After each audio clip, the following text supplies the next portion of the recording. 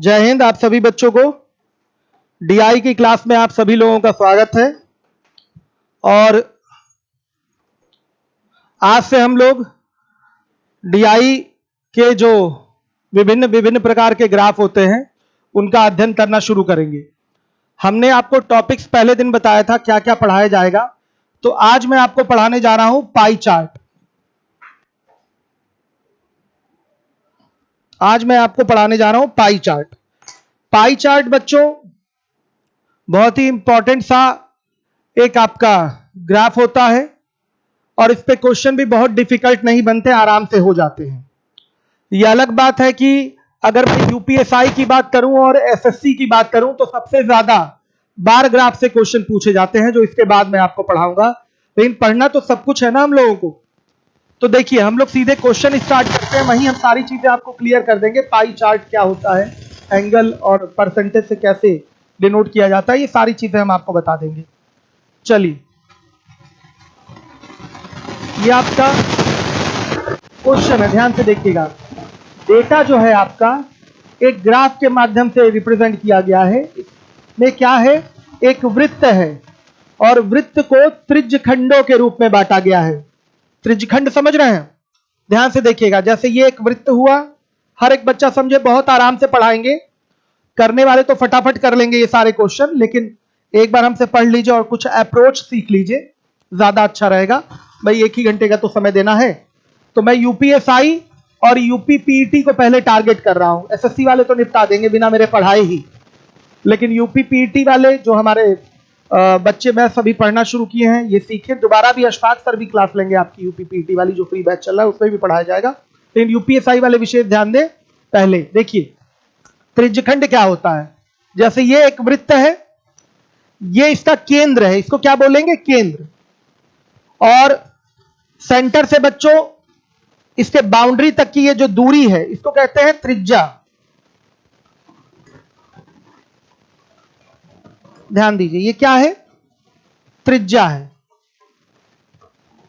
इसको कहते हैं रेडियस। आराम से देखिए, रेडियस। ये क्या है, ये पॉइंट जो है आपका, ये है सेंटर, वृत्त का केंद्र। सही है। ये त्रिज्या, इंग्लिश में इसको रेडियस कहते हैं। तो इसका जो सिंबल होता है वो हमारा होता है आर, स्मॉल आर से मैं डिनोट कर रहा हूं। बच्चों ये आर है तो ये भी आर होगा, तो सेंटर तो एकदम बीचों बीच होगा सर्कल के। अब जब सेंटर बीचों बीच है तो इस सेंटर से कहीं भी बाउंड्री को आप मिलाएं किसी रेखा द्वारा, तो वो सभी रेखाएं क्या होंगी, बराबर होंगी, और उनको बोलते हैं त्रिज्या। उन रेखाओं को क्या बोलेंगे, त्रिज्या, रेडियस। तो अब देखिए त्रिज्यखंड क्या होता है, इसको समझ लीजिएगा। त्रिज्यखंड, सेक्टर ऑफ द सर्कल, ये क्या होता है, फिगर से ही समझ में आ जाएगा। देखिए त्रिज्या ये दिखाई दे रही, ये भी त्रिज्या है और ये भी त्रिज्या है, और त्रिज्या द्वारा कटा हुआ खंड, ध्यान से देखिएगा, त्रिज्या द्वारा यहां कटा हुआ खंड है, साथ में क्या है, ये चाप लिया गया है, इसको कहते हैं चाप, आर्क। ये क्या है, चाप, इसको कहते हैं आर्क, ARC, आर्क। तो त्रिज्या और चाप द्वारा ये जो कटा हुआ खंड है यही कहलाता है त्रिज्यखंड। ध्यान से देखिएगा, ये त्रिज्यखंड है। इसमें कितने त्रिज्यखंड दिखाई दे रहे हैं, इस वृत्त में 2 त्रिज्यखंड दिखाई दे रहे हैं। एक ये छोटा वाला और एक इधर से ये भी है त्रिज्यखंड, ये भी एक त्रिज्यखंड है, ये बड़ा वाला त्रिज्यखंड। हम किसी वृत्त को अनगिनत त्रिज्यखंडों में बांट सकते हैं। तो बच्चों हम पाई चार्ट में क्या करते हैं, जो भी हमारा डेटा होता है उसको हम एक सर्कल में त्रिज्यखंडों के माध्यम से रिप्रेजेंट करते हैं। यही त्रिज्यखंड है। देखिए ये त्रिज्या हो गई, ये आपकी त्रिज्या हो गई, ध्यान से देखिएगा, ये त्रिज्या हो गई। अलग अलग ये आपके क्या बने हैं, खंड बने हैं। इस वृत्त में कितने खंड हैं बच्चों, 1 2 3 और 4 त्रिज्यखंड है। क्लियर हो गया। आप देख रहे हैं कि त्रिज्यखंडों पे यहां क्या लिखा गया है, फिगर परसेंटेज में दिया गया है। यहां पर क्वेश्चन दिया गया है, दिए गए पाई चार्ट में देश में चावल, गेहूं, चीनी और चाय, 4 चीजें, 4 चीजों के उत्पादन का तुलनात्मक अध्ययन किया गया है। निम्नलिखित प्रश्नों के उत्तर ग्राफ को पढ़कर दीजिए। तो यहां तुलनात्मक अध्ययन करना है, फिगर देखेंगे तो कंपेयर करिए। इसमें देखिए वीट यानी कि बच्चों गेहूं का जो उत्पादन है वो 30% है, आपका शुगर का उत्पादन 10% है, टी का उत्पादन 5% है, और राइस का जो उत्पादन है, प्रोडक्शन है, वो 55% है। अगर हम कुल उत्पादन को ऐड करें तो 100% आ रहा है कि नहीं? इसका मतलब आप क्या समझे? कभी भी कोई सर्कल है, अगर उसको पाई चार्ट में आप कन्वर्ट कर रहे हैं, तो जो भी आपके सेक्टर के परसेंटेज होंगे उनका टोटल सम यानी कि कुल योग 100% होगा। आ गई बात समझ में? ये सेक्टर है, छोटी छोटी इंग्लिश थोड़ा यूज कर लूं, थोड़ा बोलने में अच्छा लगता है, त्रिज्यखंड बोलने से अच्छा मुझे सेक्टर लगता है। तो सेक्टर के 4 सेक्टर हैं, 4 सेक्टर का जो परसेंटेज होगा उसका सम जो होगा निश्चित रूप से 100% होगा, और 100% मतलब क्या होता है? टोटल। तो टोटल बच्चों प्रोडक्शन क्या है? 100%। Total production 100%। हमेशा इस वृत्त के जो त्रिज्यखंड होंगे उनका जो प्रतिशत होगा हमेशा 100% होगा। इस वृत्त के जो त्रिज्यखंड होंगे जिसमें हम अलग अलग गेहूं, चावल, चीनी, चाय का उत्पादन दर्शा रहे हैं, उनका टोटल जो सम होगा वो कितना होगा बताइएगा? वो 100% होगा। 100% मतलब टोटल होता है। यूपीएसआई वाले, यूपीपीटी वाले ध्यान दीजिएगा, ये पूरा सम लेंगे परसेंटेज सम, तो वो 100% होता है। क्लियर है? आ गई बात समझ में? यहां हम केवल परसेंटेज वाली बात कर लेते हैं। आई बात समझ में? इसको हम आगे सेंट्रल एंगल से या सेक्टोरियल एंगल से भी दर्शाते हैं, वो आगे के पाई चार्ट में हम डिस्कशन कर लेंगे, या यहीं बता देते हैं। आइए चलिए देख ही लीजिए। अब देखिए, ये जो एंगल है सेंटर पे बना एंगल है, ध्यान से देखिए। तो इस सेक्टर का ये एंगल है थीटा, इस त्रिज्यखंड का ये कोण है, ये केंद्रीय कोण कहलाता है। थीटा को क्या बोलेंगे? केंद्रीय कोण। केंद्रीय कोण, सेंट्रल एंगल, सेंट्रल एंगल, केंद्रीय कोण। बच्चों, या इस थीटा को हम क्या बोलेंगे? इस थीटा को हम कह सकते हैं त्रिज्यखंडीय कोण। त्रिज्यखंडीय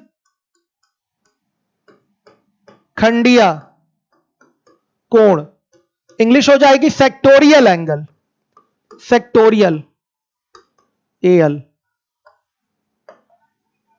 सेक्टोरियल एंगल कह सकते हैं।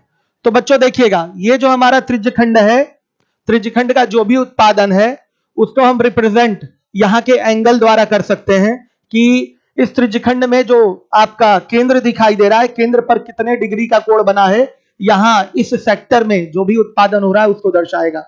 आ गई बात समझ में?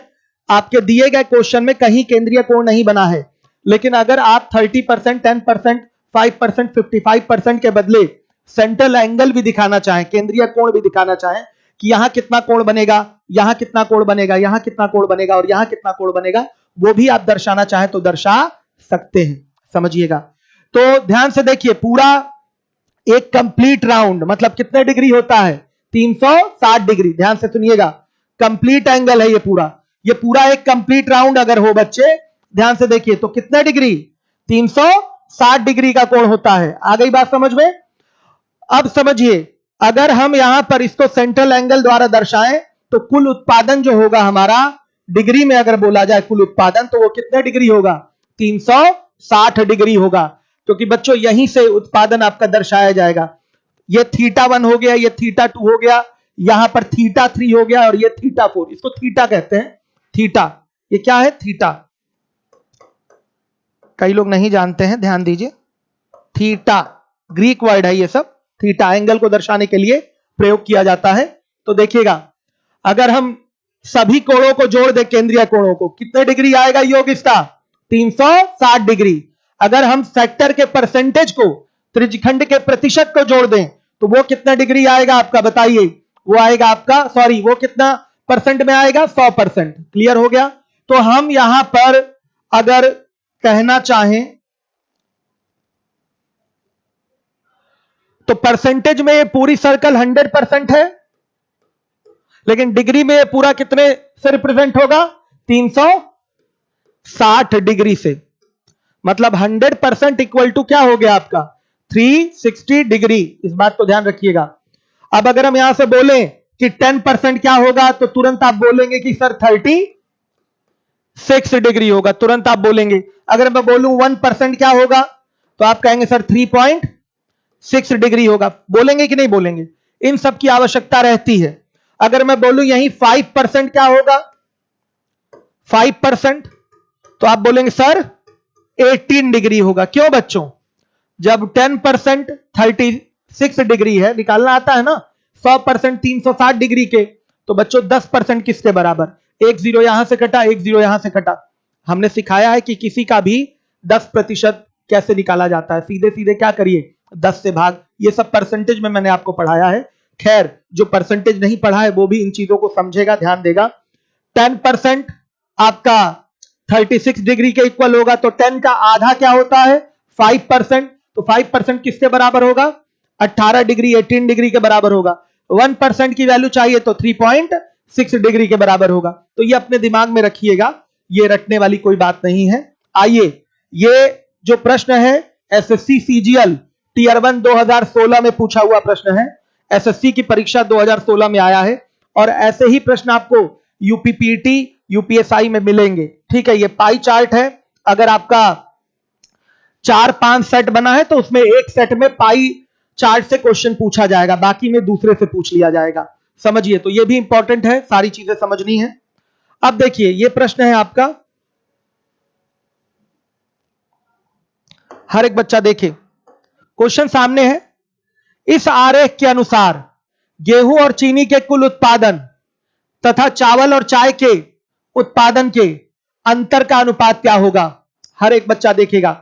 तो बच्चों, सारा काम हम परसेंटेज में ही लेके कर सकते हैं। तो वीट प्लस शुगर का जो टोटल उत्पादन है वो है 30% प्लस 10%, कितना हो गया? 40%।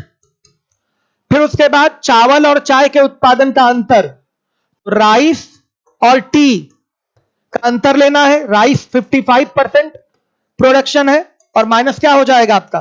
5% हो जाएगा, तो कितना आएगा? 50% आएगा। तो देखिए, गेहूं और चीनी का जो कुल उत्पादन है वो 40% है टोटल का, और चावल और चाय के उत्पादन में जो अंतर है वो है 50% का। 55% चावल उत्पादित होता है और 5% आपका चाय का उत्पादन होता है, तो अंतर आया 50% का। तो हमसे पूछा गया है, बताइए इसी में अनुपात क्या होगा? देखिए, अनुपात निकालना है। तो अनुपात मतलब बच्चों क्या होता है बताइए?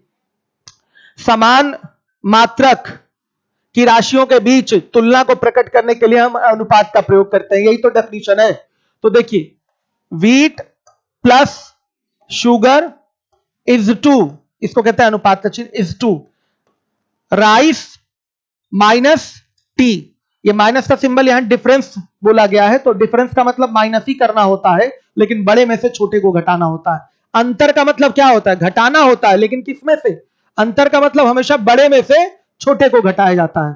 तो इसका जो रेशियो बनेगा वो बनेगा 40:50। परसेंट से परसेंट कट गया तो क्या आया? 0 से 0 कैंसिल हो जाएगा, 4:5 आ गया। हर एक बच्चा देखेगा, सीजीएल 2016 का पूछा हुआ सवाल है, टीयर 1 का है ये क्वेश्चन। तो यह आपके पहले प्रश्न का उत्तर मिला। क्लियर है? अब बच्चों, इसको तो मैंने लिख के पूरा किया है। क्यों किया है? क्योंकि हमें यूपीपीटी और यूपीएसआई वाले बच्चों पे भी ध्यान देना है कि एक एक चीज उनको समझ में आए। समझ में आ रहा है? देखिए, बहुत सारे बच्चों ने आंसर कर दिया। सुधांशु, अंजलि, रोहित, संदीप, भानु, रोहित, प्रगति, रवि, अमन, उत्कर्ष, अंशिका, प्रीति, उत्कर्ष, अमन, प्रगति, सुनील, बहुत, विवेक गुप्ता, बहुत बढ़िया। हमें पता है बच्चे आंसर दे देंगे, इसमें कोई दम नहीं है, लेकिन पीटी वालों के लिए तो समझाना है ना। चलिए, ओरल हो सकता है ये क्वेश्चन? यस। ये क्वेश्चन क्या है आपका? पेन पेपर यूज नहीं करना है। इस सवाल का आपको उत्तर एग्जाम में कैसे देना था? ऐसे नहीं देना था, ओरल देना था। इसी फिगर का स्टडी करिए आप अच्छे से। आपका क्या क्या पूछा है? गेहूं और चीनी।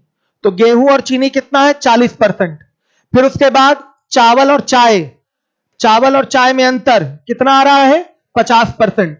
तो इसी का रेशियो लेना है, तो 40-50 का रेशियो मतलब 4 और 5 का रेशियो आ गया। तो मेरे बच्चों, ये तो मैंने नए बच्चों के लिए लिख दिया, लेकिन आपको इस क्वेश्चन को करना कैसे है? ओरली करना है, मौखिक ही उत्तर देना है। मैक्सिमम प्रश्न जो आपके एसएससी के एग्जाम में, यूपीएसआई और पीटी में जो आएंगे वो ओरल मैक्सिमम क्वेश्चन हो जाएंगे, और मैं कराऊंगा भी।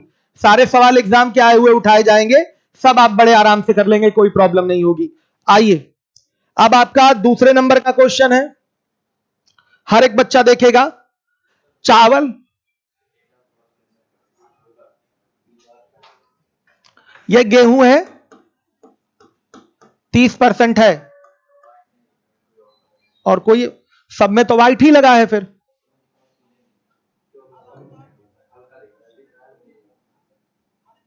बहुत बेकार फिगर बना है बाबू, ऐसे कैसे चलेगा? हमें कल फिर सब नया पीडीएफ देना पड़ेगा, सबको दिखाना पड़ेगा। हाँ सब दिख रहा है, कलर चेंज कर दूं?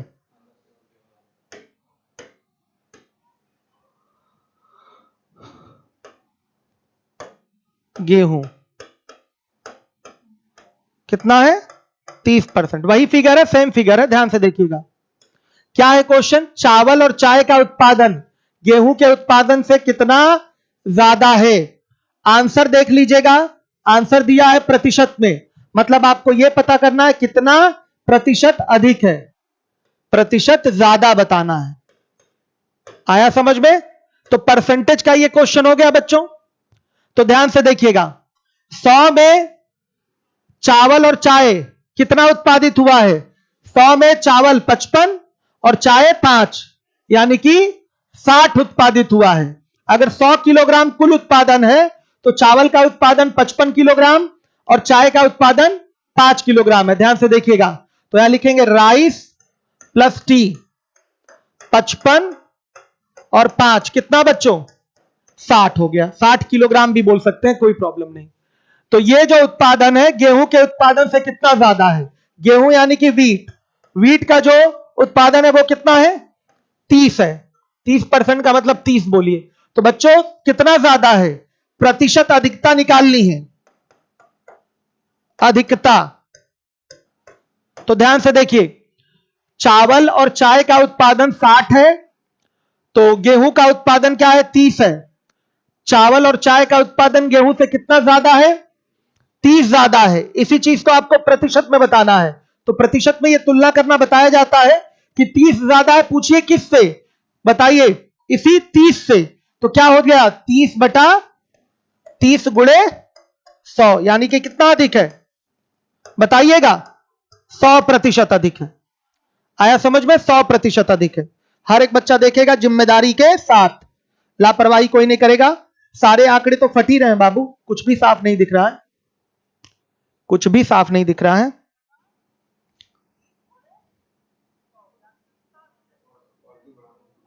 हाँ इसे यहां से सेट करिए ना, आप तुरंत सेट करिए इसको, भले मेरा चेहरा काला कर दीजिए लेकिन आंकड़े साफ दिखने चाहिए।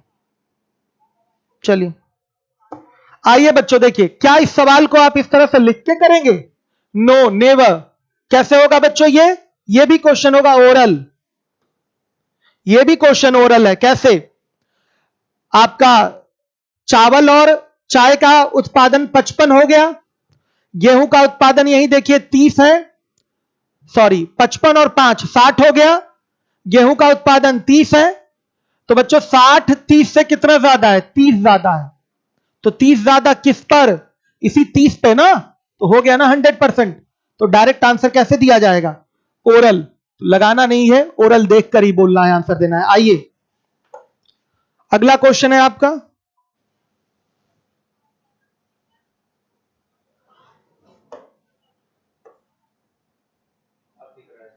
दिख रहा है? चलिए, गेहूं प्रतिशत, हर एक बच्चा देखेगा, गेहूं प्रतिशत का मध्य कोण, ये जो बात लिखी गई मध्य कोण, जनरली पेपर जो बनता है वो आपका इंग्लिश मीडियम में बनता है, बाद में ट्रांसलेट होता है। तो इस सेंट्रल एंगल को उसने मध्य कोण बोल दिया है। मतलब आप क्या समझेंगे कि केंद्रीय कोण की बात कर रहा है। क्या कह रहा है? केंद्रीय कोण। इसने इसको ट्रांसलेट करके मध्य कोण बोल दिया, लेकिन जनरली हर जगह क्या दिखाई देगा आपका? ट्रांसलेटर ने ये काम किया नहीं तो हर जगह आपको केंद्रीय कोण दिखेगा, या तो त्रिज्यखंडीय कोण लिखा रहेगा, त्रिज्यखंडीय कोण या केंद्रीय कोण। आइए, पूछा गया गेहूं प्रतिशत का, पूछा गया है त्रिज्यखंडीय कोण या केंद्रीय कोण कितने डिग्री का है, कोई प्रॉब्लम नहीं। कुल उत्पादन 100 डिग्री, सॉरी 100%, तो डिग्री में कुल उत्पादन 360 डिग्री। बताइए, है ना बच्चों? तो बच्चों 10% किसके बराबर? 36 डिग्री के। हर एक बच्चा देखे, 10% किसके बराबर? 36 डिग्री के। आपसे पूछा गया है गेहूं प्रतिशत जो कि 30% है, इसी का सेंट्रल एंगल। तो यानी कि आपसे पूछा गया 30% को आप कन्वर्ट किस में करिए, बताइए। आप इसको डिग्री में कन्वर्ट करिए। तो 10 में किससे गुणा, 3 से। तो यहां भी किससे गुणा, 3 से। तो कितना हो जाएगा, 108 डिग्री। या ऐसे भी कर सकते थे, 30% का जो फ्रैक्शन होगा वो क्या होगा, 30/100 होगा। 30% का मतलब 100 में 30, तो 30/100 ये आपका 30% का फ्रैक्शन होगा। तो ध्यान से देखिएगा, इसको डिग्री में बदलने के लिए 360 से क्या कर देंगे, गुणा। क्या कर देंगे, 360 से गुणा। कितना आ जाएगा, 108 डिग्री। ऐसे भी बोल सकते हैं, किताबों में ऐसे ही लिखा रहेगा। ठीक है, किताबों में ऐसे ही लिखा रहेगा। 30% को आपको डिग्री में कन्वर्ट करना है। 30% का जो फ्रैक्शन होगा वो क्या होगा, 30/100। 30% का मतलब 30/100 ही तो होता है फ्रैक्शन। और गुणे क्या हो गया आपका, 360 डिग्री कर दीजिए, सीधे आ जाएगा 108 डिग्री। चाहे ये चाहे ये। मेरे बच्चों अब बताइए, क्या इस सवाल को आप इस तरह से करेंगे, हलवा है हलवा, ओरल खाइए ओरल। ध्यान से देखिएगा, हर एक बच्चा देखिए, ओरल होगा ये क्वेश्चन। डायरेक्ट बोल सकते हैं आप कि 100% जो ये पूरी वैल्यू है कितने डिग्री के बराबर होती है, ये पूरा आपका कितने डिग्री होता है, 360 डिग्री।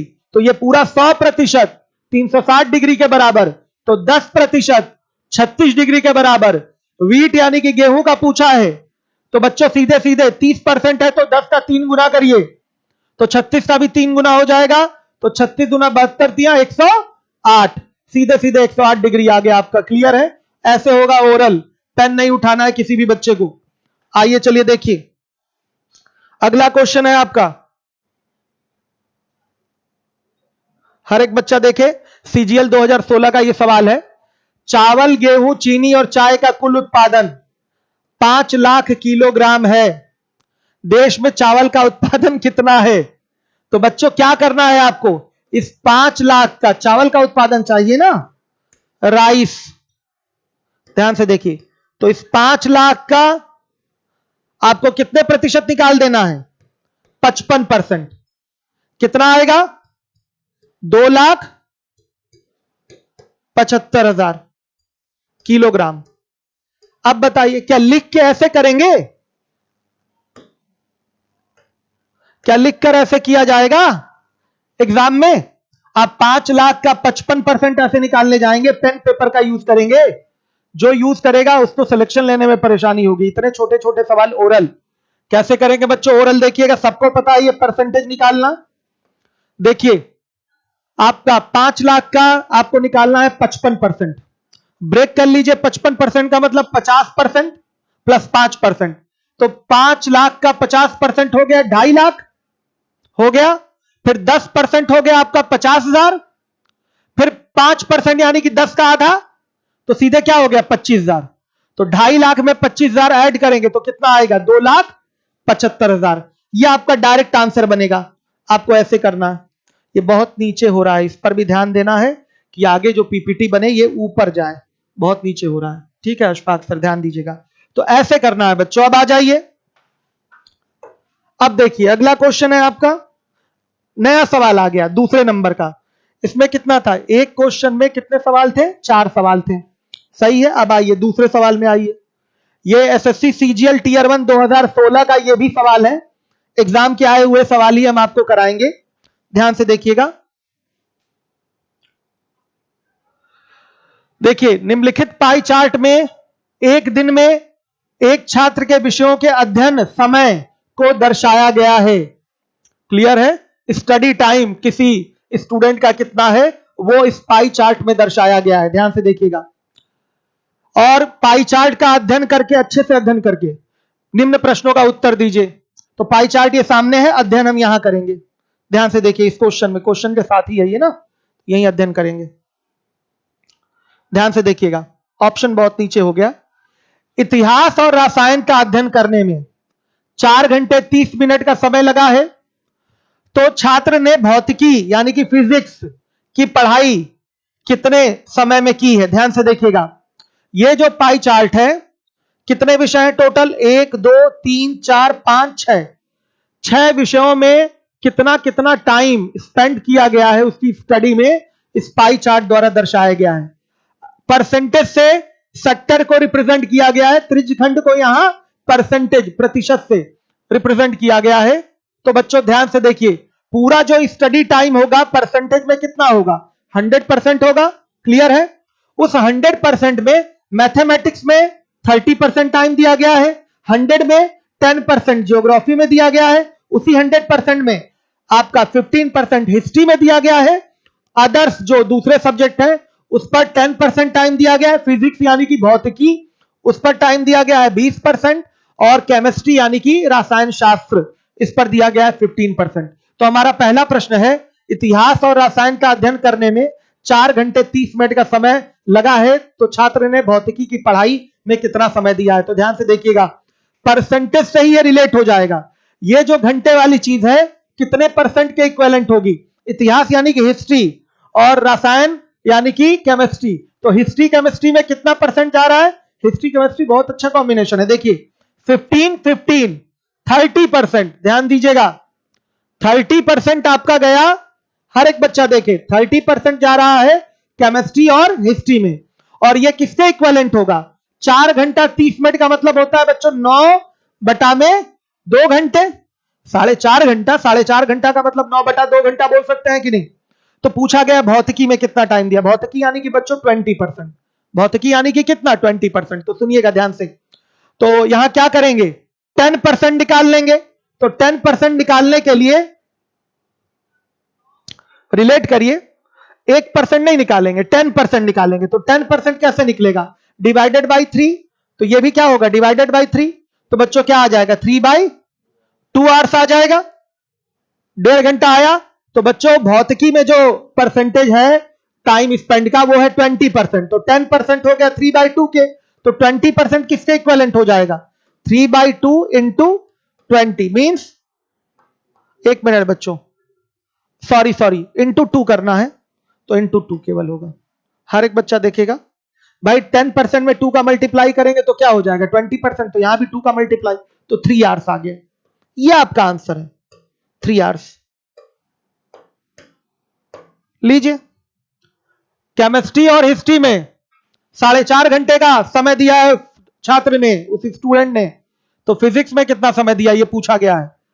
केमिस्ट्री और हिस्ट्री का परसेंटेज सम देखेंगे, प्रतिशत का योग अगर देखा जाए तो 30% आ रहा है, और रियल में जो टाइम दिया गया है क्वेश्चन में लिखा हुआ है वो 4.5 घंटे है। तो क्या मेरे बच्चों ये 30% 4.5 आवर्स के बताइए इक्वल होगा, निश्चित रूप से इक्वल होगा। 4.5 का मतलब हो गया 9/2 आवर्स, तो 30% इज इक्वल टू 9/2 आवर्स।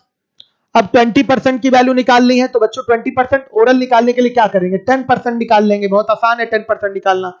इसमें 3 का डिवाइड करेंगे तो इसमें भी 3 का डिवाइड हो जाएगा, तो 3/2 आवर्स आ जाएगा। 10% का मतलब 3/2 आवर्स। तो बच्चों 20% यानी कि 10% का 2 टाइम्स दुगना, सीधे 2 से मल्टीप्लाई कर देंगे, तो यहां भी 2 से मल्टीप्लाई हो जाएगा, तो 3 आवर्स आ गया। क्या मेरे बच्चों इसको लिख के करना पड़ेगा, आप बता दीजिए हमें, क्या लिख के करना पड़ेगा, नो नहीं। यह भी सवाल कैसे होगा ओरल, पैटर्न यही होगा, पैटर्न यही है ओरल करने का, लेकिन लिखेंगे नहीं, आप क्या कर लेंगे सीधे सीधे ओरल कर लेंगे माइंड कैलकुलेशन कि 30% इक्वल टू 9/2, तो 10% यानी कि 3 से डिवाइड होगा तो 9 में 3 का डिवाइड हो गया तो 3/2 आ गया। तो अब 20% यानी कि 2 टाइम्स कर दीजिए, 2 गुना कर दीजिए, तो 10 दूना 20, तो 3/2 दूना बताइए 3 घंटे। तो 3 घंटे का समय किसमें लगेगा बच्चों, भौतिकी में।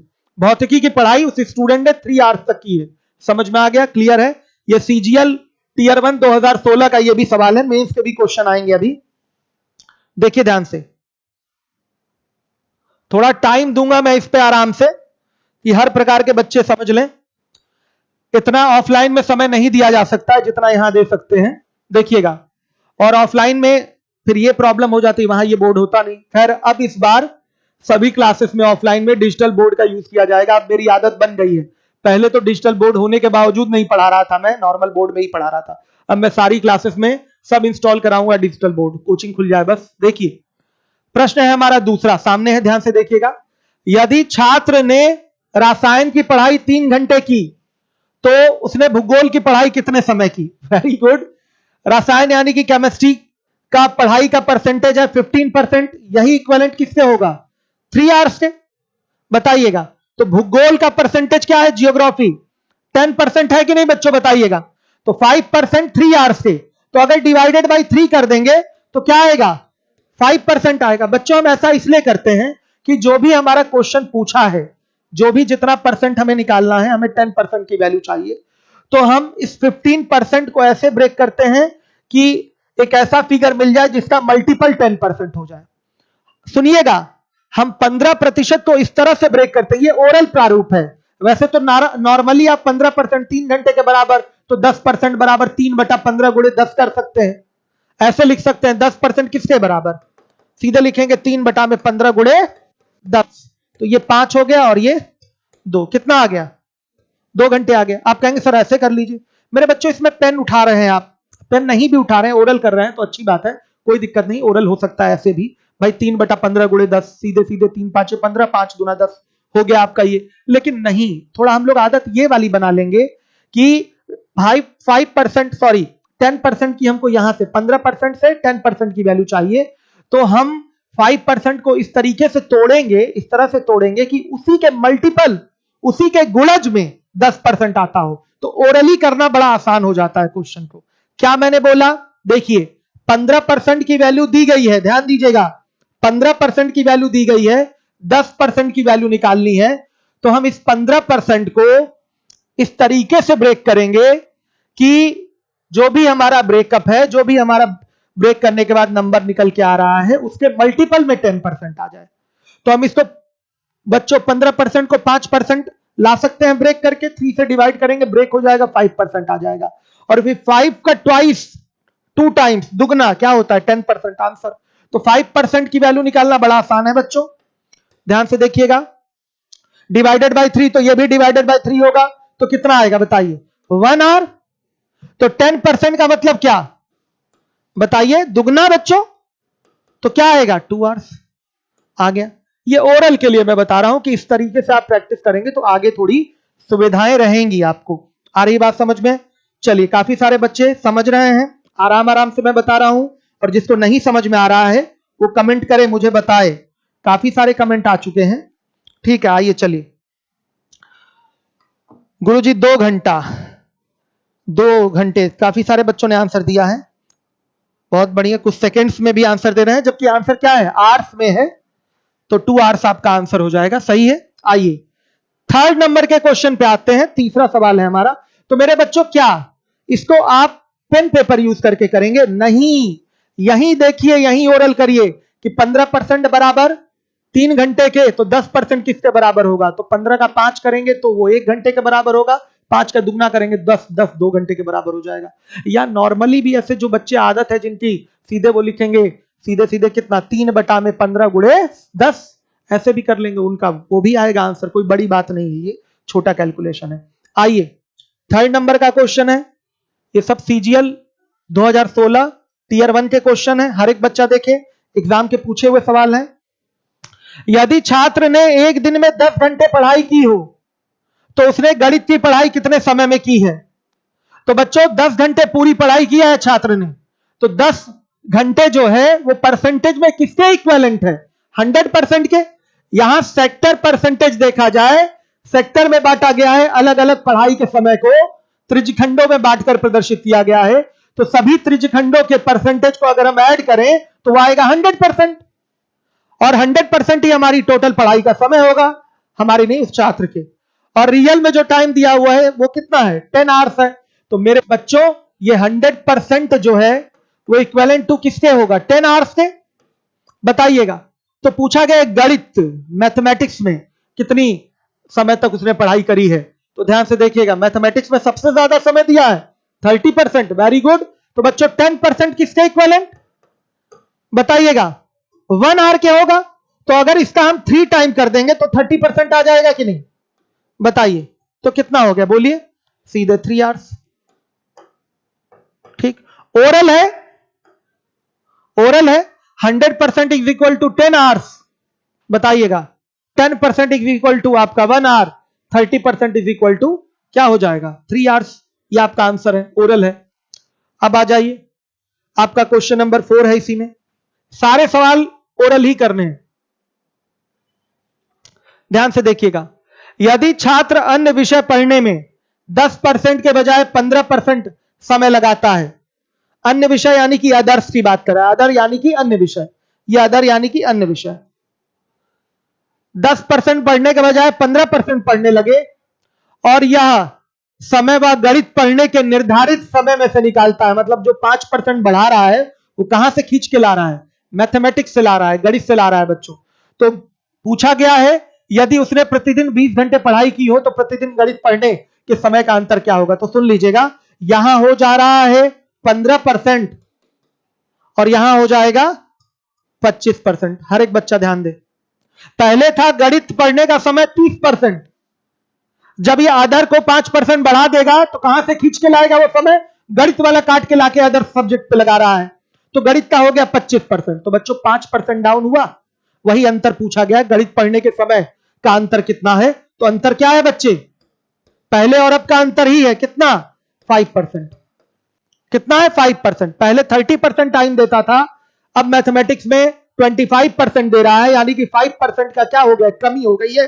यही अंतर है पहले और अब में, इसी 5% की वैल्यू चाहिए। तो ध्यान से देखिएगा क्या पूछा गया है, टोटल टाइम जो है 20 घंटे पढ़ाई की है उसने, तो यह 100%, या डायरेक्ट कर सकते हैं, यहां पर कोई प्रॉब्लम नहीं। हर एक बच्चा देखे, आप सीधे 20 आवर्स का क्या निकाल लीजिए, 5%, कितना होगा बताइए, बोलिए 1 आवर आएगा बच्चे। क्या ये ओरल नहीं हो जाएगा, क्या ये ओरल नहीं हो रहा है, आराम से ओरल हो रहा है। चलिए अब आ जाइए, तीसरा सवाल आपके सामने आ गया, थर्ड क्वेश्चन, हर एक बच्चा देखेगा। अब देखिए अब क्या है, सवाल मैं पढ़ रहा हूं आपके सामने है। यहां दिया गया पाई चार्ट किसी विशेष वर्ष के दौरान विभिन्न खेल गतिविधियों पर एक देश का खर्च दिखाता है। आ गई बात समझ में, अलग अलग खेल गतिविधियां हैं, अलग अलग प्रकार के खेल खेले जा रहे हैं, तो उस पर खर्च कितना हो रहा है उसको ये पाई चार्ट दर्शा रहा है। रेखा चित्र का अध्ययन करें, यानी कि पाई चार्ट का अध्ययन करें और प्रश्न का उत्तर दें। वर्ष के दौरान रेखा, इसको ठीक है लिखा है रेखा चित्र, लेकिन समझिएगा ये डायग्राम की बात कर रहा है, पाई चार्ट लिखना चाहिए था। क्लियर है सारे बच्चों को, ये पाई चार्ट है, ध्यान से देखिएगा, लिखने में लिख देता है। और प्रश्न का उत्तर दें। वर्ष के दौरान खेल पर खर्च की गई कुल राशि 20 लाख रुपए। हर एक बच्चा देखे, यूपीएसआई 2016 का क्वेश्चन है जिसका एग्जाम 17 में हुआ था।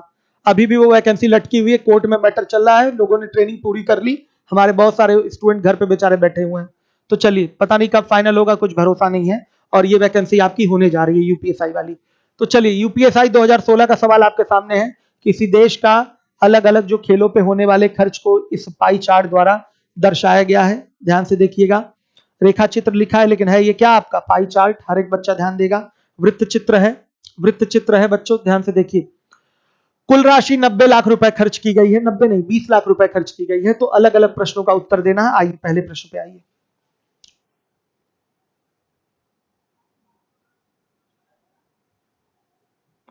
ध्यान से देखिए, यदि साल भर में खेल पर खर्च की गई कुल राशि 90 लाख है, देखिए वहां 20 लाख लिखा था, लेकिन अब हम कंसीडर क्या करेंगे, 90 लाख को कंसीडर करेंगे। आगे बात समझ में, किसको कंसीडर किया जाएगा, 90 लाख।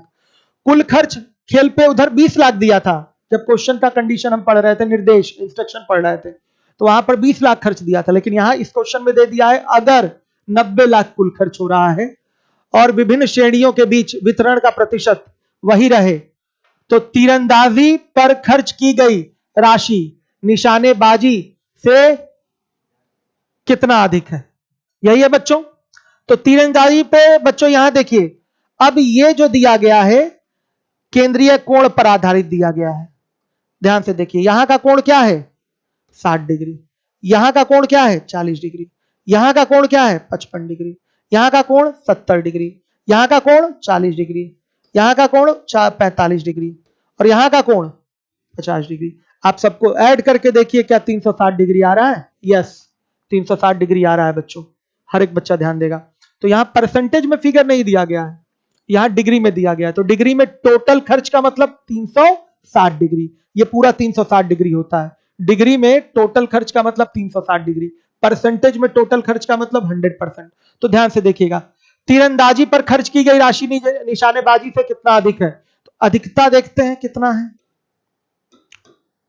अधिकता देखिएगा मेरे बच्चों, ध्यान से देखिए, हम डिग्री वाले से ही अधिकता देख लेंगे। तो तीरंदाजी पे कितना है 60 डिग्री, और निशानेबाजी पे बच्चों कितना है 40 डिग्री। तो 60 डिग्री में से 40 डिग्री आप घटा देंगे तो कितना अधिक है 20 डिग्री अधिक है। मतलब तीरंदाजी पे जो खर्च हुआ है निशानेबाजी के खर्च से 20 डिग्री अधिक है। 20 डिग्री अधिक है। तीरंदाजी पे जो खर्च हुआ है निशानेबाजी पर हुए खर्च से 20 डिग्री 20 डिग्री अधिक है। तो बच्चों रुपए में कितना अधिक है यही निकालना है, ध्यान से सुनिएगा। तो किताबों में कैसे सोल्यूशन होता है, 20/360 और गुणे क्या, कुल खर्च क्या है 90 लाख, ऐसे रहता है। कितना आ जाएगा, ध्यान से देखिए कितना आएगा, यह आ जाएगा आपका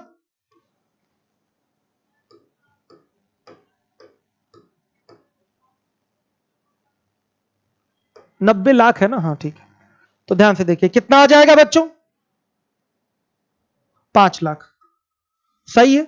यह आ गया आपका अधिकता 5 लाख रुपए अधिक। हर एक बच्चा देखिए, कहीं कहीं तो ऐसे रहता है, इस तरह से भी हमारे बच्चे दिमाग लगाते हैं। वो सोचते हैं कि पहले तीरंदाजी का 60 डिग्री निकाल लो, फिर रुपए में निकालते हैं, फिर निशानेबाजी का 40 डिग्री निकाल लो रुपए में, और तब जाकर वो घटाना शुरू करते हैं दोनों को। ये तरीका उचित नहीं होता, समय की बर्बादी है। रुपए पे मत खेलिए, पहले जहां डिग्री और परसेंटेज है आदत डाल लीजिए, पहले उसी को उठाइए। डिग्री में ही देख लीजिए कितना अधिक है, तो वो 60 तो वो 40, तो 20 डिग्री अधिक है।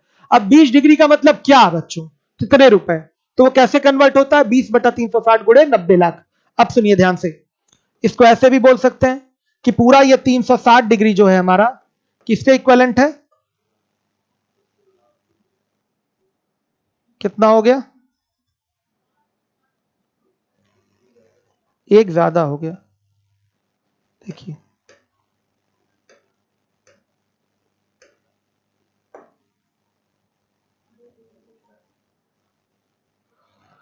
क्लियर है बच्चों। 360 डिग्री बराबर 90 लाख के।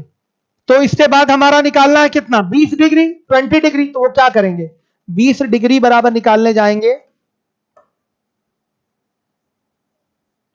बटा 360 करेंगे और गुणे 20 करेंगे, कहेंगे सर आ गया 5 लाख,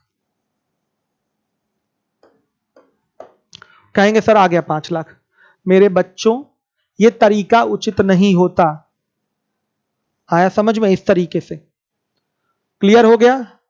ध्यान दीजिए, इसको आप फ्रैक्शन में कन्वर्ट करिए, सुनिएगा, परसेंटेज को आप फ्रैक्शन में कन्वर्ट करना जानते हैं, इसको भी आप परसेंटेज में कन्वर्ट करिए। मैं मिटा रहा हूं इसको, ऐसे नहीं करना होता इसको। आप देखिए जो 20 डिग्री है 20 डिग्री का फ्रैक्शन निकालिए, फ्रैक्शन क्या होगा, भिन्न क्या बनेगा। देखिए ये 20 डिग्री है कितने में 360 में, तो यही फ्रैक्शन हुआ। कहीं लिखा है 15%, तो आप फ्रैक्शन बनाते हैं ना 15/100, 100 में 15, फिर कटा के इसको बोल देते हैं 3/20, बोलते हैं कि नहीं।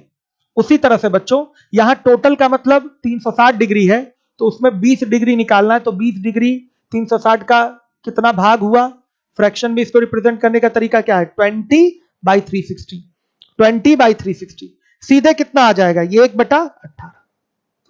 यानी कि जो अधिकता है वो डिग्री में तो 20 डिग्री है, लेकिन फ्रैक्शन में क्या है 1/18 है। फ्रैक्शन में क्या है 1/18 है, समझिएगा।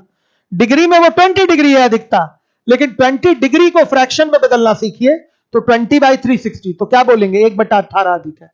तो तुरंत ओरल निकाल लेंगे 90 लाख का 1/18 कितना आएगा, 18 5 90, कितना आ गया बच्चों 5 लाख। क्लियर है, 1/18 90 लाख का कितना आएगा 5 लाख आ गया कि नहीं, बता दीजिए। क्लियर हो गया, कोई डाउट हो तो बोलिएगा। तो ये सवाल इसके आधार पे ओरल हो जाएगा। अगर आप ऐसे करते हैं तो सीधे आप 90 लाख का 1/18 करेंगे तो कितना आ गया 5 लाख। तो ये भी सिस्टम बच्चों ओरल ही है, सीखिए। नॉर्मली कुछ बच्चे क्या पहले तो अधिकता निकाल लिया ऐसे, कुछ लोग तो एकदम जाहिलों की तरह, अनपढ़ों की तरह निकालते हैं। कहते हैं सर 60 डिग्री निकालूंगा मैं रुपए में और 40 डिग्री भी निकालूंगा रुपए में, फिर घटा दूंगा आ जाएगा अधिकता। बच्चों बहुत बेकार तरीका है, छोटे छोटे क्लास 2 3rd वाले बच्चे करते हैं। आपको क्या करना है, अगर डिग्री वाला फिगर दिया है तो उसी में सारा खेल खेल लीजिए, परसेंटेज वाला फिगर दिया परसेंटेज में सारा खेल खेल लीजिए, रुपए की बात तो बाद में करिएगा। तो डिग्री में कितना अधिक है, 20 डिग्री अधिक है, ध्यान से देखिएगा। और ये पूरा हमारा 360 डिग्री होता है टोटल खर्च के, यानी कि 90 लाख के।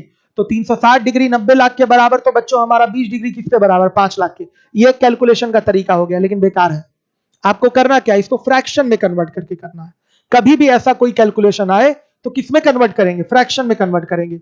तो 20 डिग्री का फ्रैक्शन क्या होगा मेरे बच्चों, 20 डिग्री का फ्रैक्शन होगा 20/360। जैसे आप अगर 20% होता तो 20% का फ्रैक्शन क्या बनाते हैं, 20/100 बनाते हैं। उसी तरह से 20/100 का मतलब क्या, 100 में 20, और तो 20 डिग्री का क्या होगा, 360 में 20, तो 20 बटा क्या हो गया, 360 हो गया। क्लियर है। तो फ्रैक्शन बनेगा 1/18 का। तो बच्चों 1/18 अधिकता है, 1/18 अधिक है, तो 1/18 का मतलब रुपए में कितना होता है, 1/18 गुणे 90 लाख कर दीजिए, 5 लाख आ गया, 18 5 90, सीधे सीधे आंसर आ गया। क्लियर है। तो ऐसे करेंगे। तो मेरे बच्चों एकदम शक ना करिएगा कि ये सवाल ओरल नहीं होगा, यूपीएसआई का सवाल है, निश्चित रूप से ये क्या हो जाएगा, पहला सवाल आराम से कर लेंगे आप ओरल, कोई प्रॉब्लम नहीं होगी। पेन तक नहीं छूना है, देख के आंसर देना है। ऐसा सवाल यूपीएसआई और हर एग्जाम में आना है।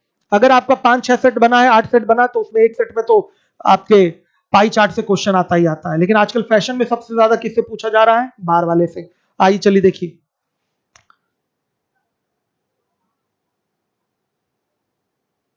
देखिए डिस्कस थ्रो एवं जिम्नास्टिक दोनों पर मिलाकर खर्च की गई राशि और आइस हॉकी और शतरंज दोनों पर मिलाकर खर्च की गई राशि के बीच अनुपात क्या है।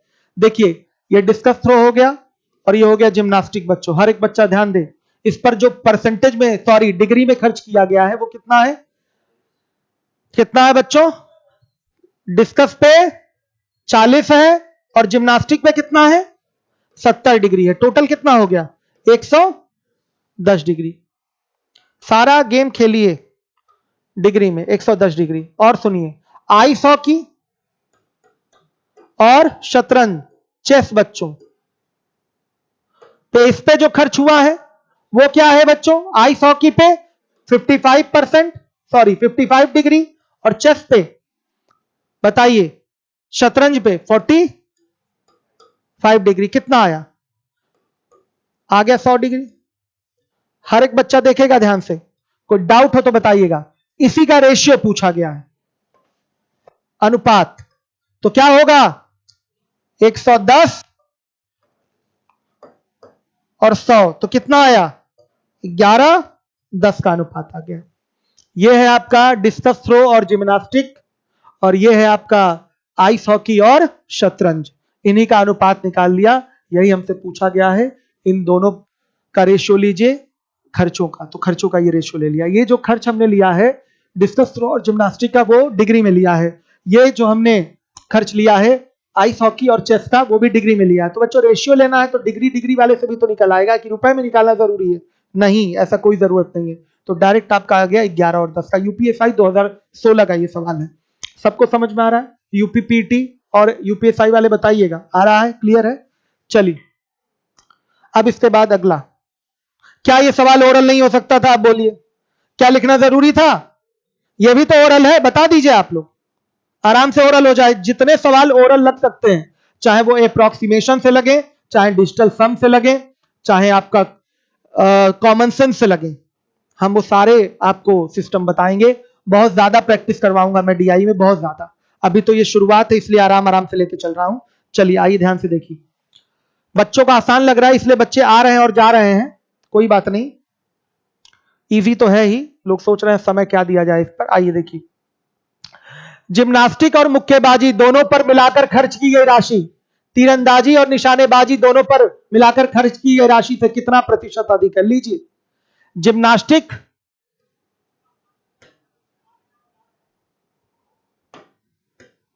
बच्चों, जिम्नास्टिक और बॉक्सिंग, हिंदी में लिख दें, कई लोगों को प्रॉब्लम होने लगेगी।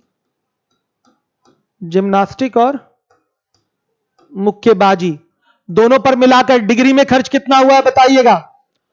70 डिग्री और प्लस 50 डिग्री कितना आया? 120 डिग्री। ये इन दोनों पे खर्च है। और तीरंदाजी और निशानेबाजी, इनमें दोनों पे मिला के कितना खर्च हुआ है? तीरंदाजी पे 60 डिग्री और निशानेबाजी पे बताइए 40 डिग्री। तो कितना आ गया? 100 डिग्री आया कि नहीं बताइए। अब पूछा गया यही आपसे कि जिम्नास्टिक और मुक्केबाजी पर जो खर्च हो रहा है उसको मिला दिया जाए, तो ये मिला जुला जो खर्च है तीरंदाजी और निशाने पर जितना खर्च हुआ है उससे कितना प्रतिशत अधिक है? कितना प्रतिशत अधिक है? रुपए रुपए की जरूरत नहीं हमको, एकदम हम डिग्री में ही देख लेंगे भाई। 120 डिग्री ये इन दोनों पर खर्च हुआ है और ये 100 डिग्री इन दोनों तीरंदाजी और निशानेबाजी को मिलाकर खर्च हुआ है। तो बताइए आपका जिम्नास्टिक और मुक्केबाजी का खर्च 20 डिग्री ज्यादा है ना? 20 डिग्री ज्यादा है। किससे मेरे बच्चों? 100 से। तो प्रतिशत अधिकता सीधे सीधे 20% हो जाएगी।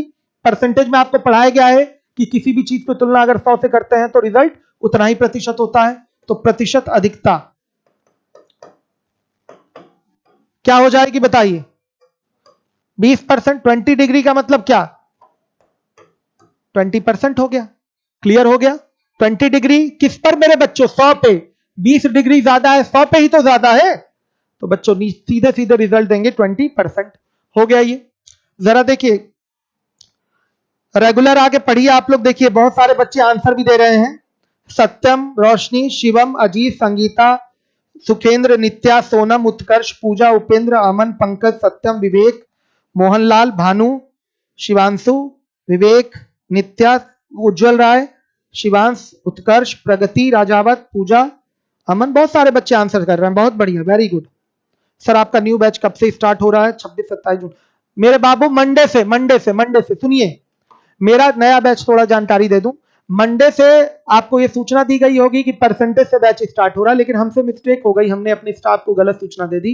मेरे बच्चों फ्रेश न्यू बैच जो मैं स्टार्ट कर रहा हूं रेशियो प्रपोर्शन से, क्योंकि पहले रेशियो प्रपोर्शन आपको पढ़ना अनिवार्य है। पहले आप रेशियो प्रपोर्शन पढ़ेंगे तो रेशियो का यूज हर टॉपिक में होता है, तुलना करना सीखेंगे, रेशियो वाली चीजें समझेंगे। तो यही हमारा अब पुराना सिस्टम गया कि फ्रेश न्यू बैच परसेंटेज से। फ्रेश न्यू बैच हमारा किससे? रेशियो प्रपोर्शन से। तो मैं 3 बजे ये बैच स्टार्ट करूंगा। लॉकडाउन जब खत्म हो जाएगा कोचिंग का तो ये आपका सुबह 7 बजे चलेगा। अभी 3 बजे से मंडे से आपका रेशियो प्रपोर्शन शुरू होगा और मंडे से ही मैं आपका रात को 9 बजे इस क्लास से पहले ज्योमेट्री स्टार्ट करूंगा। ज्योमेट्री, ज्यामिति चलेगी। दोनों चीजें आपकी साइमल्टेनियसली चलेंगी बच्चों। क्लियर है? तो जिनको लेना है एडमिशन अभी भी ऑफिस वाले नंबर पे फोन करके ले लीजिए। 1500 में हो जा रहा है। कुछ बच्चे फोन कर देते हैं तो हो जाता है। ठीक है, तो चलिए आइए देखिए ओरल ये भी हो जाएगा आपका। अब इसके बाद अगला क्वेश्चन, नया सवाल आपका आ गया। समय कम है, समय कम है, ध्यान से देखिएगा। दिए गए पाई चार्ट में 150 दाताओं के, अब सुनिए हम इसको यहां नहीं करेंगे, अब समय कम है, कल करूंगा। मैं ओरल लगा के जा रहा हूं इसको, ध्यान से देखिएगा। सीधे आप निर्देश पढ़ लेते हैं। ये निर्देश इसको कहते हैं। दिए गए पाई चार्ट में 150 दाताओं ने, दाता मतलब डोनर हो गया, ब्लड डोनेट करेंगे, उनको रक्तदाता कहते हैं। दाताओं के ब्लड ग्रुप ए, बी, ओ और ए बी हैं। इनके आंकड़ों को दर्शाया गया इस पाई चार्ट के माध्यम से।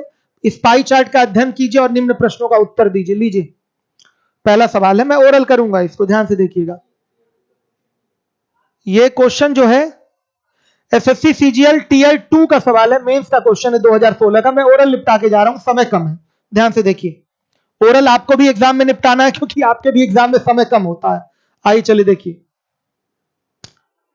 ऐसे दाताओं की संख्या बताइए जिनका ब्लड ग्रुप ओ है। ब्लड ग्रुप ओ वाले कितने हैं? 100 पॉइंट, ध्यान से देखिएगा, 100.8 डिग्री। करेंगे कैसे इसको देखिएगा।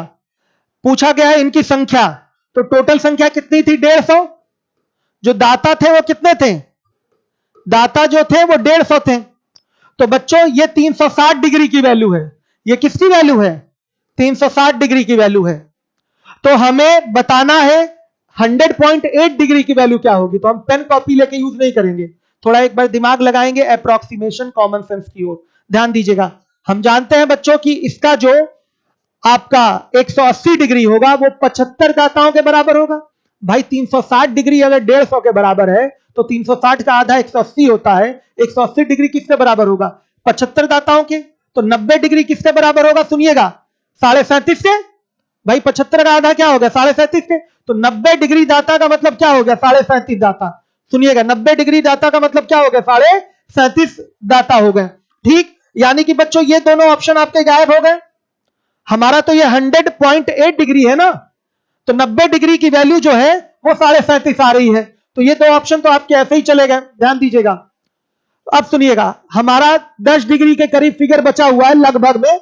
तो सुनिएगा, ध्यान से सुनिएगा, आप देख रहे हैं कि हमारा 36 डिग्री किसके बराबर? हर एक बच्चा देखे, 15 के। 36 डिग्री किसके बराबर? 15 के। तो बच्चों हमारा सीधे बोलिए 18 डिग्री किसके बराबर? 7.5 के। तो हमारा ये 9 डिग्री किसके बराबर? 7.5 का भी आधा, मतलब मान के बोलिए 3.5 मिनट के लगभग बोल दीजिए, 3.5 के, समझिएगा। तो बच्चों यहां पर हमारा जो 9 डिग्री है वो 3.5 मिनट के बराबर है। तो हमारा जो 90 डिग्री आया था वो 37.5 के करीब आया था, 37.5 दाताओं के बराबर आया था। 9 डिग्री और चिपकाइए इसमें, तो 3.5 4 ही तो ऐड होगा बच्चों, सुनिएगा। तो वो करीब करीब किसके बराबर पहुंचेगा? 50 के बराबर तो पहुंच नहीं सकता, वो 42 के बराबर जाएगा। तो 42 is your right answer without using pen. Mains का क्वेश्चन है, ऐसे कर लेंगे। आई बात समझ में?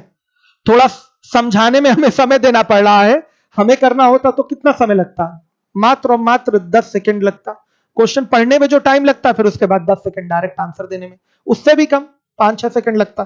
तो ये अप्रोच आपको सीखना है। अब मैं इसको आगे कंटिन्यू करूंगा। मैंने पहले दिन बताया था कि एक दिन में पाई चार्ट खत्म करेंगे, खत्म हो जाता अगर केवल एक ही मेथड उड़ाते हुए चलते तो, जैसे यूट्यूब पे उड़ाया जाता है। ये मैं ऑफलाइन क्लास की तरह समझा रहा हूं आपको। देखिए क्या क्या चीजें हैं, तो सब कुछ प्रॉपरली समझिए। जो नए बच्चे हैं उनको बहुत फायदा मिलेगा।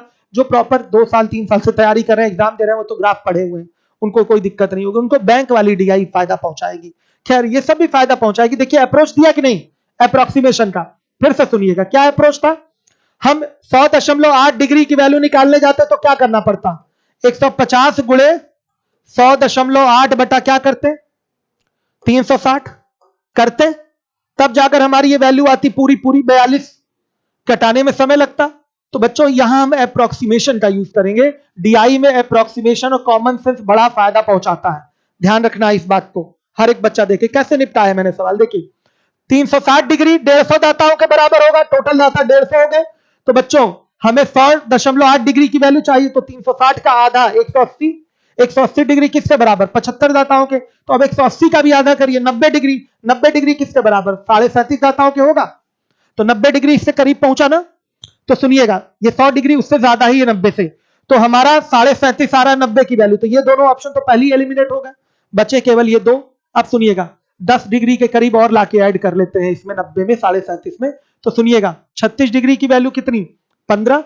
18 डिग्री की वैल्यू 7.5 होगी कि नहीं? देखिए 360 डिग्री की वैल्यू 150, तो 36 डिग्री की वैल्यू 15, 0 से 0 कट जाएगा। तो बच्चों 18 डिग्री की वैल्यू बताइए 7.5।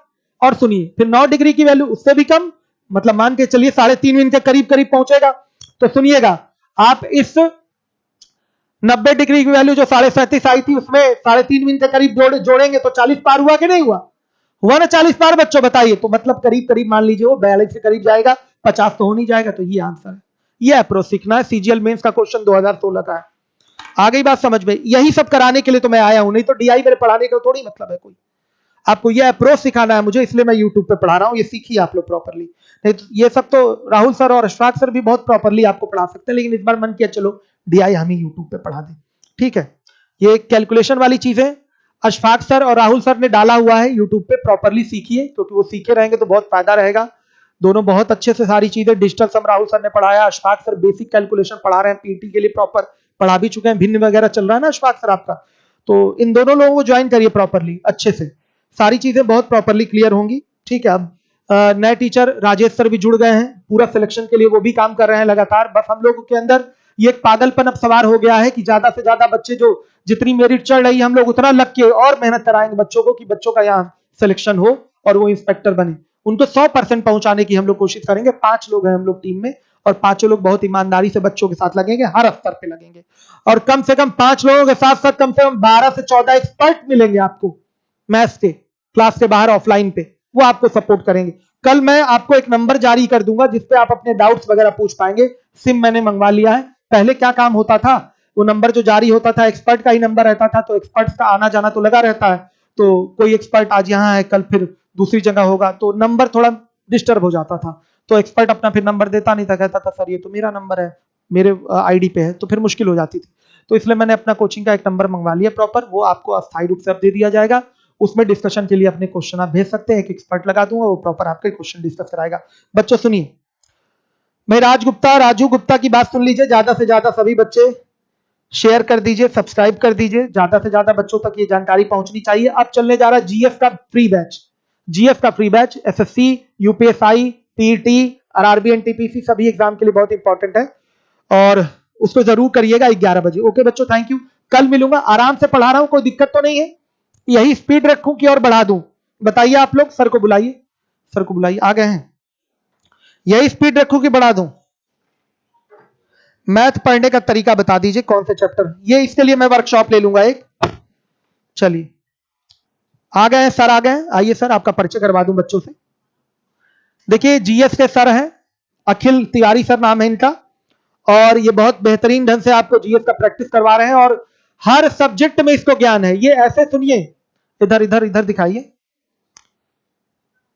ठीक है। ये देखिए यूट्यूब पे क्या होता है कि कोई भी पता चला टाइपिस्ट्री क्लास लेने लगा, पता चला कोई गनर ही पढ़ाने लगा, पता चला ऑफिस का कोई स्टाफ ही पढ़ाने लगा। यूट्यूब पे पढ़ाना कोई बड़ी बात नहीं होती है जीएस वगैरह, लेकिन बड़ी बात क्या होती है कि एक एक क्वेश्चन को डीप से जाके समझाना। कभी आप दूसरे चैनल्स और सर का कंपेयर कर लीजिए। सर किसी भी, चाहे वो साइंस का टॉपिक हो, चाहे हिस्ट्री का टॉपिक हो, चाहे आपका पॉलिटी का टॉपिक हो, इकोनॉमिक्स का टॉपिक हो, सब पे डीप नॉलेज देते हैं। आप जितना चाहे डिस्कशन आप कमेंट में डाल के कोई भी टॉपिक का क्वेश्चन पूछ लिए, सर तुरंत तत्काल आंसर देंगे। सर लगातार आईएएस का इंटरव्यू दिए हुए हैं, पीसीएस का लगातार इंटरव्यू दिए हैं। दुर्भाग्य रहा है, आपको पता है अनिश्चितता की स्थिति होती है सिविल सर्विसेज में, एसएससी में भी ऐसी स्थितियां कुछ हद तक आ चुकी हैं, लेकिन अनिश्चितता की स्थिति आईएएस पीसीएस में ज्यादा होता है। आदमी पता चला बहुत मेहनत किया, बहुत योग है, फिर भी नहीं हो रहा है सिलेक्शन। तो सर से जुड़िए, बहुत लाभ मिलेगा। आगे 11 बजे सर जीएस का आपको बैच देगा। बहुत ज्ञानी पुरुष है ये, महान पुरुष है, महापुरुष है, बहुत अच्छे से आपको पढ़ाएंगे, समझाएंगे, और मेरे कहने से जुड़िए 11 बजे वाले बैच में सर के साथ। ठीक है, ओके, थैंक यू।